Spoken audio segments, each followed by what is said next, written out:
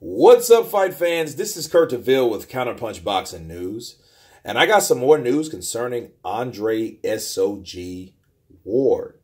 You know, his initial reaction to Tyson Fury getting this deal landing, you know, massively in ESPN. He was excited about it. He said that, you know, this is a great opportunity for Tyson Fury. He felt that Tyson Fury is more deserving than most fighters for this deal. You know, it is a surprising deal, but it's a surprisingly good deal and good news for Tyson Fury.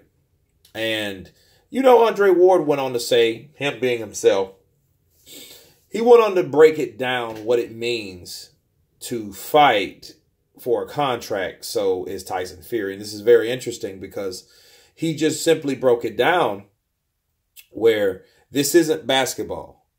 You know, them 5 fights that ESPN signed you for, you have to fight for those. You're not going to get 5 tune-ups. You're not going to get 5 easy fights that you think, okay, I'm going to coast and I'm going to get this easy money. Okay. And he compared him to Floyd Mayweather, you know, when Floyd Mayweather, you know, got that deal. You know, look at Canelo Alvarez. He mentioned him too. And Canelo Alvarez, he's fighting Danny Jacobs. That's not a tune-up. He had Rocky Fielding, but Rocky Fielding is no Danny Jacobs, and Danny Jacobs is next. So no, this isn't the NBA. These fighters have to fight for their money, okay? And the networks that forked up all this money they want a return on their investment. They want that. You know, and Andre Ward broke it down nice. I mean, he was like, okay, you're going to have to fight for that money. You're going to have to fight for it. If you get the money, yeah, that's the part that is delivered on their end. But at the end of the day, they have to show return on that money. So they have to deliver the fights that people want to see because people want to buy fights. They ain't giving up all that money for nothing. So it was a good breakdown from Andre Ward. It wasn't a long breakdown, but it was interesting to see him break that down. Of course, he gets paid. He's a commentator, you know, ex-champion, ex-pound-for-pound fighter. And he has a lot to say. And he said, you know, the fight can happen. If they both want the fight will happen. It's not a lot of times it's up to the promoters, but they do have their hand in it. He said Bob Arum has said many a times that, hey, if we want that fight, let's make the fight happen. He's proven, you know, and paved the way before. Let's not forget, mind you. And everybody talks about Mayweather-Pacquiao, but let's go back further. Let's go back to Trinidad De La Hoya.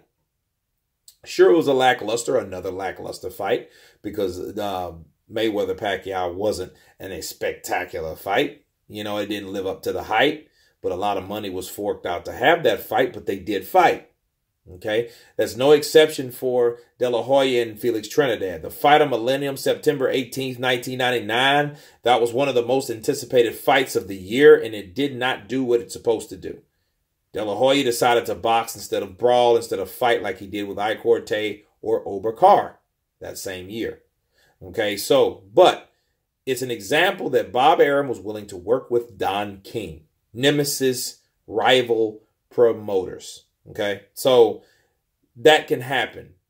It happened again with Pacquiao Mayweather. Why not happen again with Deontay Wilder, Tyson Fury, since Tyson Fury has signed one of the biggest deals with ESPN and UK British boxing history. Okay, so it can happen. And I do agree with Andre Ward. You know, I mean, as of now, Andre Ward has been a stand-up guy. You know, he doesn't have an agenda. He has no reason to lie about anything. You know what I mean? Now, he did say that, hey, I don't know about the other side. I don't know what they have to say. You can read into that as you will. But if I had to counterpunch that and read it in with my imagination, I would assume that maybe it is Al Heyman stopping these fighters from fighting on other networks. You know what I'm saying? Maybe he does kind of preach doctoring in their ear while he's advising them, right, in their careers. They don't have promoters. Some of them just fight on networks, but a lot of these guys don't have homage or a contract with certain networks. Deontay Wilder's a free agent. We all know that. So if he says that, he had to say that for a reason. Since he said that for a reason, make it for a true reason. Get the fight done with Tyson Fury. Accept the offer that's on the table. Stop pretending. Let's get both of these guys, really. But it's more so than Wilder because I've seen it from Wilder before. Okay? Wilder has this mindset that he's A-side. Sure, he's champion. Sure, he's undefeated. But he is a fighter at the end of the day. And he's fighting another big name. And he has to take that into consideration and take into consideration on what really happened. You know what I mean? They can't assume that this deal is going to be like they intended to be. Because it's like this. This is what you look at in Deontay Wilder's camp. Okay? Then this is no BS. If you just honestly look at how negotiations went with the Joshua shit, it was almost like, hey, you do it our way or that's the highway. That's how Team Wilder was. Team Wilder had this mentality like, okay, if you don't want the fight, you're going to be a coward. We know that. That's what the narrative, that story they were painting to everybody that would listen. Hey, Joshua's scared. And remember, Tyson Fury was scared. Remember that? Oh, he's scared to fight me again. He's scared to fight me now. He's a coward. So this has already been said, people. You know what I'm saying? So it's like this. You can't pretend to be a current fighter that currently wants the best fights and you speak of the best fights in past tense. Okay? Let me say that again. You know what I mean? Because people need to understand, you don't talk about the best fights that you currently claim you want. Right? You want these best fights, but you talk of these negotiations in past tense. Like, hey, we tried that. That didn't work, so we're not trying that again. You know, it's like they're trying to avoid the fact of being insane.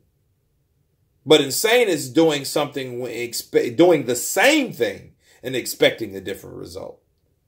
But negotiations aren't built that way, especially if they're different. If they were the same, I could understand that theory. But they're not. Okay? So, again, with those negotiations, if Deontay Wilder wants that Tyson Fury fight, Tyson Fury wants the Deontay Wilder fight, like Andre Ward said, these fights can be made. And no, Bob Arum is not stopping any fight. You know what I mean? He's not stopping that fight. And if he is stopping that fight, he's either prolonging that fight. He could be doing that. I could see that. I agree with that. I believe that. I believe that that Bob Arum is, no, we don't need to fight him right now. Let's build this up. Let's set this up. Let's get people hot because, you know, Tyson Fury ain't hurting. Tyson Fury donated all his money to charity. It wasn't much anyway, right? Okay. So he doesn't need to fight Deontay right away. But Deontay Wilder does have to do something since he's not fighting Tyson Fury. If that fight cannot get made next, he has to do something dynamic. And that would help him. But in that case, for me, in my opinion, that's up to his fucking team. His team has to come with something. Okay? Not the same old, same old. You got to reinvent yourself, especially when you reach another platform. That's what they are failing to realize. And, you know, since the LDBC and these guys want Eddie Hearn to offer Deontay Wilder now a contract, right? Okay, it's only fair to say, I feel I should manage Deontay Wilder then. Why not? I have the better solution for him than the people that he already has. I feel, personally, just like the LDBC, now they feel that Eddie Hearn should give Deontay Wilder some damn compensation money because he ain't got any deals like all the other two top heavyweights. Okay? So I feel that I could do a better job than Lou DiBella, Shelly Finkel's ass, Al Heyman. I think that I could do more if he would listen and he would care to listen and open up to me versus that. And it sounds crazy, but I see what's going on. He has to do something big. I wouldn't fight Ortiz again. That could be a possibility, but then that's a regurgitated fight. You know what I mean? Now, I would do something like fight Dillian White. That would be a good fight because then he could prove that, hey, I knocked out Dillian White, so let's take that leg from the equation. I would recommend that if I was his whatever all them damn people are in his team, right? But yeah. But anyway, to wrap this up, guys, I feel that Andre Ward has the right idea. I agree with what he said. If they want to fight, let's make it happen. Let's put the egos aside. And more people are starting to realize that. It's about ego, it's about money, and it's not more, it is not enough about legacy. You know what I mean? So I'm thinking, this is what I'm thinking. If Joshua got the money that he wants, he ain't hurting. Fury got the money that he wants, he ain't hurting. So Deontay, I think he needs to get a deal that's going to satisfy him financially, because that might have been the missing link. If you think about it, this is the only champion, the only guy in that big three that Lennox Lewis mentioned. He orchestrated this. It makes sense. He's the big three, the top three. Okay, he's that only person, that fucking oddball, that does not have a deal. He doesn't have a deal. So if he had a deal, some type of way, some type of guarantee that